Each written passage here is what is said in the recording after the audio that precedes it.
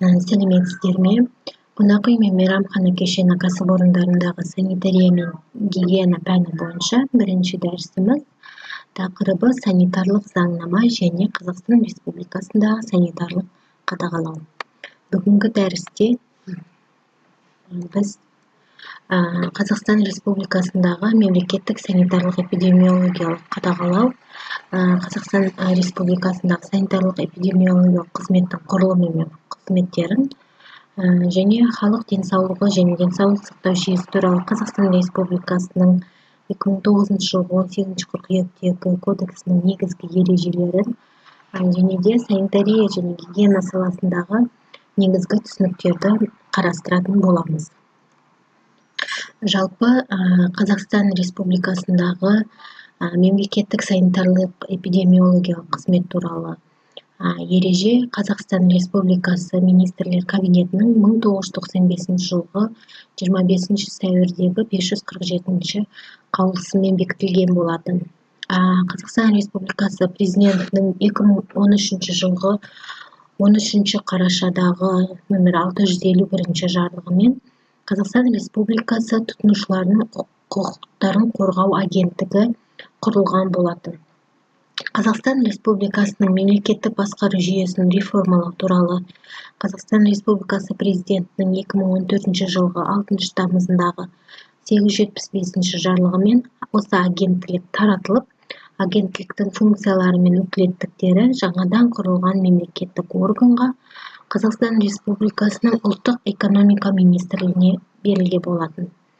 Қазақстан Республикасы үкіметінің 2014 жылғы 14 тамыздағы 933 қаулысымен Қазақстан Республикасы ұлттық экономика министрлігінің тұтынушылардың құқықтарын қорғау комитеті құрылды. Жалпы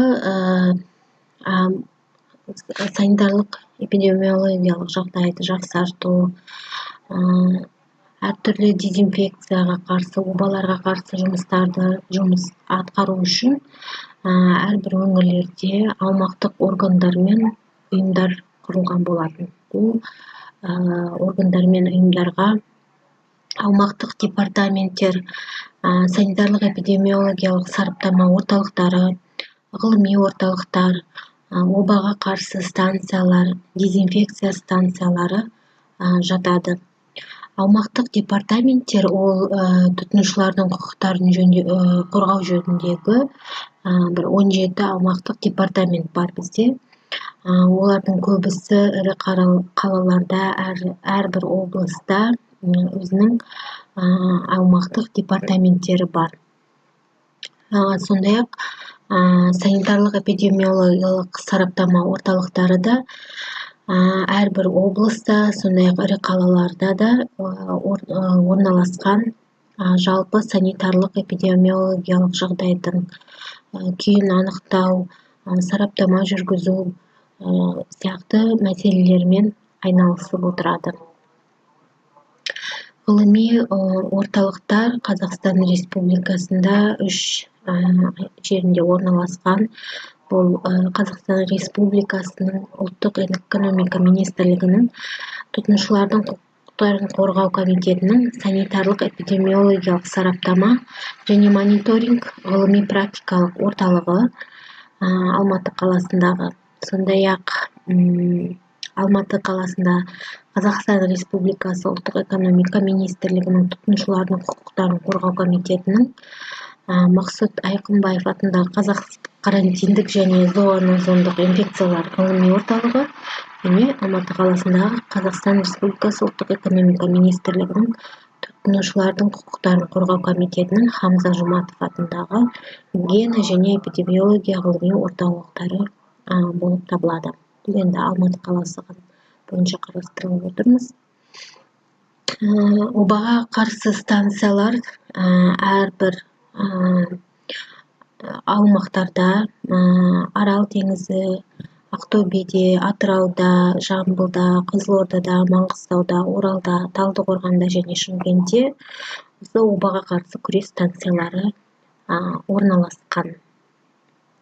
Және дезинфекциялық станцияларға келетін болсақ, бұлар Орал қаласында, Петропавл қаласында, Алматы қаласында және Шымкент қаласында Қазақстан Республикасы ұлттық экономика министрлігінің тұтынушылардың құқықтарын қорғау комитетінің қалалық дезинфекция станциялары бар. Жалпы еңбек гигиенасы саласындағы еңбек гигиенасы мәселесіне келетін болсақ, еңбек гигиенасы жөніндегі маман өзінің қызметінде Қазақстан Республикасының Конституциясын, халық денсаулығы және денсаулық сақтау жүйесі туралы Қазақстан Республикасының кодексін, Қазақстан Республикасының заңдарын, Қазақстан Республикасы президентінің және үкіметінің актілерін, Қазақстан Республикасы ұлттық экономика министрлігінің бұйрықтары мен нұсқауларын, басқа да нормативтік құқықтық актілерді, сонымен қатар Қазақстан Республикасы ұлттық экономика министрлігінің тұтынушылардың құқықтарын қорғау комитеті туралы ережені басшылыққа алады.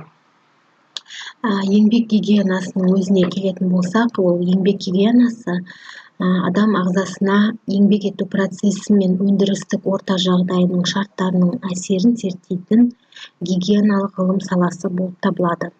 Ол еңбек етушілердің денсаулығын сақтауға, жұмысқа қабілеттілігі мен еңбек өнімділігіне негізделген гигиеналық іс-шараларға, нормалар мен ережелерге сүйенеді. Мысалға, мейрамхана кешенінде жұмыс істейтін ашпазшылардың, кондитерлердің, даяшылардың еңбегі энергия жұмсау дәрежесі бойынша 3-ші топқа жатады. Бұл топқа тұрып жұмыс жасайтын, бұлшықетпен қолға жүктеме түсетін, ауыр салмақ көтеретін, микроклиматтық жағдайы жағымсыз, яғни жоғары температура, жоғары ылғалдылық және ауаның ластануы болатын, сонымен қатар механикалық құрал жабдықтарды және жылу аппараттарымен жұмыс істейтін жұмысшылар жатады. Осы кәсіпорындарда дұрыс ұйымдастырылмаған еңбек ету процесі кезінде осы факторлардың барлығы жұмысшылардың денсаулығы мен еңбек қабілеттілігіне кері әсер етіп, өндірістік зақым келтіруі мүмкін. Сондықтан жұмысшылардың осы кәсіпорында еңбек ету шарттарын жақсарту үшін бірқатар ережелерді қадағалау керек. Бұл еңбек ету және демалу шарттарын, өндірістік цехтарда жағымды микроклимат шарттарын, жұмыс орындарының дұрыс жабдықталуын және өндірістерде дұрыс тұрмыстық жағдай ұйымдастырылуы қажет. Адам жұмыс күні бойы жұмысқа қабілетті бола алмайды. Ол жұмысқа қабілеттік жұмыс күннің басында жоғары деңгейде болады. Одан 1,5 сағаттай жұмыс істегеннен кейін максимум дәрежесіне жетіп, егер сол уақытта жұмыс дұрыс ұйымдастырылса, соғұрлым ұзағырақ сақталады. Одан кейін жұмысқа қабілеттілік төмендеп, дұрыс ұйымдастырылған үзіліс болған жағдайда ол қайтадан жоғары дәрежеге жетуі мүмкін. Ағзаның шаршауы, ауыр және ұзақ жұмыс істеу нәтижесінде, жұмыс процесінің дұрыс ұйымдастырылмауы кезінде, жұмыс істеудің ыңғайсыздығы нәтижесінде шаршау мен өзін-өзі нашар сезіну тудыратын демалуды дұрыс ұйымдастырылмауы нәтижесінде болады. Жұмысқа қабілеттіктің ауытқуына байланысты ауыр және маңызды жұмыстарды жұмыс күнінің бірінші жартысында немесе түскі үзілістен кейін бірден орындауға ұсынылып отырады. Жалпы сонымен қатар олар еңбек гигиенасы мамандары сондай-ақ тұтынушылардың құқықтарын туралы Қазақстан Республикасының заңын, кеден одағының жеке қорғану құралдарының қауіпсіздігі туралы техникалық регламентін, халықтың санитарлық-эпидемиологиялық саламаттығы саласындағы тексерулер туралы бұйрықты, құрылыс объектілерін салу, реконструкциялау, жөндеу және іске қосу, пайдалану кезінде еңбек және тұрмыстық қызмет көрсету жағдайларына қойылатын санитарлық-эпидемиологиялық талаптар, санитарлық қағидаларын бекіту туралы Қазақстан Республикасы үкіметінің қаулысын және адамға әсер ететін физикалық факторлар көздермен жұмыс істеу жағдайларында санитарлық эпидемиологиялық талаптар санитарлық қағидаларын бекіту туралы Қазақстан Республикасы үкіметі қаулысын басшылыққа алып отырады. Жалпы халық денсаулығы және денсаулық сақтау жүйесі туралы Қазақстан Республикасының 2009 жылғы 18 қыркүйектегі 193 кодексінің негізгі ережелері бойынша бұл жерде бірінші бөлімнің 5-ші тарауы денсаулық сақтау саласындағы мемлекеттік бақылау және қадағалауға, 6-шы бөлімі халықтың санитарлық эпидемиологиялық саламаттығы саласындағы қызмет және қоғамдық денсаулықты қорғау, 24-ші тарау халықтың санитарлық эпидемиологиялық саламаттығы саласындағы қызмет туралы қарастырады. Осы заңды әділет KZ сайтынан да жеке кіріп қарап толығымен танысуға болады. Бұл бірінші бөлімнің 5-ші тарауы денсаулық сақтау саласындағы мемлекеттік бақылау және қадағалау бөлімінде 19-шы бабында денсаулық сақтау саласындағы мемлекеттік бақылау және қадағалау және 21-ші бабы мемлекеттік санитарлық эпидемиологиялық бағалау және қадағалау жөнінде қарастырады. Бұл 19-шы бап бойынша денсаулық сақтау саласындағы мемлекеттік бақылау және қадағалау Қазақстан Республикасы заңнамасы талаптарының сақталуын және орындалуын тексеруге, сондай-ақ денсаулық сақтау саласындағы құқық бұзушылықтардың алдын алуға, жолын кесуге және жоюға бағытталған шаралар кешенін білдіреді. Мемлекеттік бақылау және қадағалау ол медициналық қызметтерді көрсету, халықтың санитарлық эпидемиологиялық саламаттығын, дәрілік заттардың медициналық мақсаттағы бұйымдар мен медициналық техникалық айналысын қарастырады. Ал 21-ші бап бойынша мемлекеттік санитарлық эпидемиологиялық бақылау және қадағалау Қазақстан Республикасының халықтық санитарлық эпидемиологиялық саламаттығы саласындағы заңнамасын бұзушылықтардың алдын алуға, анықтауға, жолын кесуге, сондай-ақ халықтың денсаулығы мен мекендеу ортасын қорғау және өнімнің, процестердің, көрсетілген қызметтердің қауіпсіздігі мақсатында халықтың санитарлық эпидемиологиялық саламаттығы саласындағы нормативтік құқықтық актілердің, гигиеналық нормативтер мен техникалық регламенттердің сақталуын бақылауға анықталған.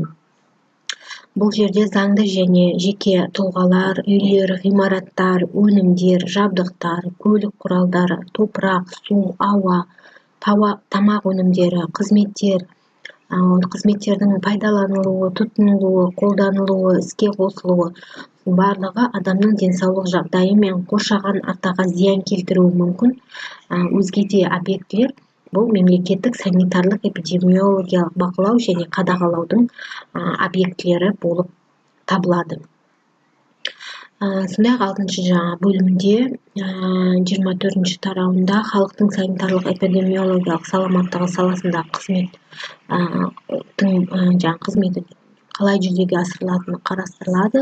Соның ішінде 143-ші бапта мемлекеттік санитарлық эпидемиологиялық қызметтің жүйесі туралы, 144-ші бапта мемлекеттік санитарлық эпидемиологиялық нормалау, 145-ші бапта санитарлық эпидемиологиялық талаптар, 147-ші бапта санитарлық эпидемиологиялық мониторинг және 151-ші бапта инфекциялық және паразиттік кәсіптік аурулар мен улану жағдайларын тіркеу және тексеру тәртібі туралы толығымен қарастырылған болады.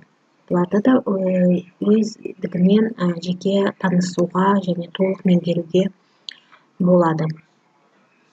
Еңбек гигиенасы бойынша маманның қызметін жүзеге асыратын негізгі заңнамалық және нормативтік әдістемелік құжаттарға нормативтік актілер, санитарлық ережелер, санитарлық нормалар, гигиеналық нормативтер және жекелеген санитарлық ережелер мен нормалары жатады.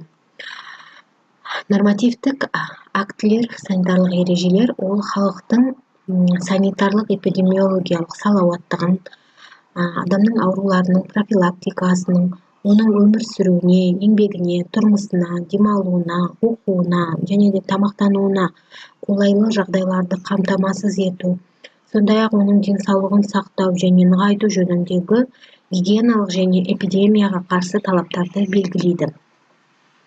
Санитарлық нормаларда адамның өмір сүру ортасы факторлары кешенінің оның организміне әсер етуінің оңтайлы және жол берілетін шекті деңгейлерін белгілейді. Нормативтік гигиеналық нормативтер адамның денсаулығы үшін оның мекенде ортасының жекелеген факторларының қауіпсіздігі мен зиянсыздығының гигиеналық және эпидемиологиялық өлшемдерін белгілейді. Және жекелеген санитарлық ережелер, нормалар мен гигиеналық нормативтердің талаптарын біріктіретін бұл санитарлық ережелер мен нормалар бар. Сондай-ақ өз қызметтерінде олар әдістемелік құжаттарды басшылыққа алады. Бұл әдістемелік құжаттарға басшылықтар, орысшасы руководство, әдістемелік нұсқаулар, бақылау істері жөніндегі әдістемелік нұсқаулар жатады. Басшылық ол мемлекеттік санитарлық эпидемиологиялық қадағалауды, санитарлық эпидемиологиялық нормалауды ұйымдастыру, санитарлық заңнама талаптарын орындау мәселелері бойынша орындалуы міндетті басшылық болып табылады. Әдістемелік нұсқаулар мемлекеттік санитарлық эпидемиологиялық қадағалауды ұйымдастыру және жүргізу, мемлекеттік санитарлық эпидемиологиялық нормалау жүйесіндегі қызметті регламенттеу бойынша, сондай-ақ өздеріне жүктелген функцияларды орындау бойынша мекемелердің, лауазымды адамдардың және еңбек гигиенасы жөніндегі мамандардың жұмысын ұйымдастырудың басқа да мәселелері бойынша орындалуы міндетті талаптарды белгілейтін құжаттар болып табылады. Бақылау әдістері жөніндегі әдістемелік нұсқаулар халық денсаулығына қауіпті және зиянды әсер ететін немесе әсер етуі мүмкін адамның тіршілік ету ортасының химиялық, биологиялық және физикалық факторларын бақылау әдістері мен сапалық және сандық анықтау әдістеріне қойылатын орындалуы міндетті талаптарды бекітетін құжаттар болып табылады. Жалпы санитария және гигиена саласындағы негізгі түсініктерге тоқталатын болсақ, санитария осы іс-шараларды жүзеге асыратын гигиена саласы болып табылады. Ол адам денсаулығына әсер ететін негізгі факторларға еңбек ету, өмір сүру шарттары мен тамақтандыруды ұйымдастыруды қарастырады. Негізгі мәселе ретінде тұрғын үйлердегі өмір сүру жағдайларының, әсіресе ауруханалардың адам денсаулығына әсерін қарастырып отырады. Сондықтан тұрғын үйлердің тазалығына, қала көліктері мен кәсіпорын қалдықтарынан атмосфераны қорғауға, жалпы мәселе ішіне балалар мен жасөспірімдердің денсаулығын қорғауға, халықтың денсаулығын сақтау үшін тамақтандыруды ұйымдастыру кәсіпорындарына өте үлкен мән беріледі.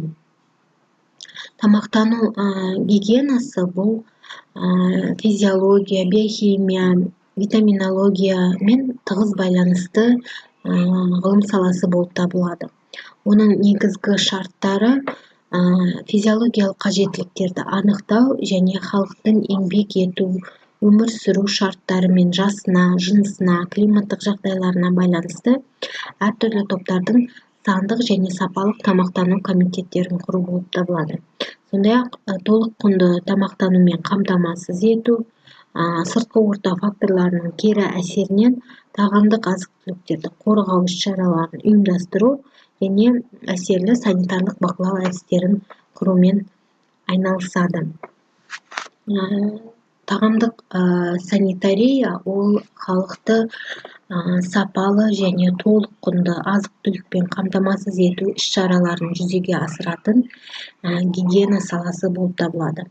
Сонымен қатар ол тағам дайындайтын кәсіпорындарда санитарлық бақылауды ұйымдастырады және азық-түліктердің санитарлық сараптамасын қамтамасыз етеді. Тамақтану гигиенасы халықтың рационалды тамақтану туралы гигиеналық ғылым саласы болып табылады. Бұл ғылымның негізгі мақсаты адамдардың тамақтануын, азық-түлік өнімдерін өңдеу, сақтау, жеткізу, ұсыну әдістерінің ғылымға негізделген нормаларын жасаумен айналысады. Мысалға, мейрамхана кешендерінде санитария ол азық-түліктерді сақтау, тасымалдау, тағамдарды дайындау, ұсыну, тұтынушыларға қызмет көрсету процесі кезінде қатаң санитарлық тәртіптерді бақылаумен айналысады. Жалпы бүгінгі сабақта қарастырылатын мәліметіміз қысқаша осы. Егер сұрақтарыңыз туындап жатса, онда форумға жазуларыңызға болады. Форумда осы туындаған сұрақтарды талқылап, жауабын табуға тырысамыз. Назарларыңызға рахмет.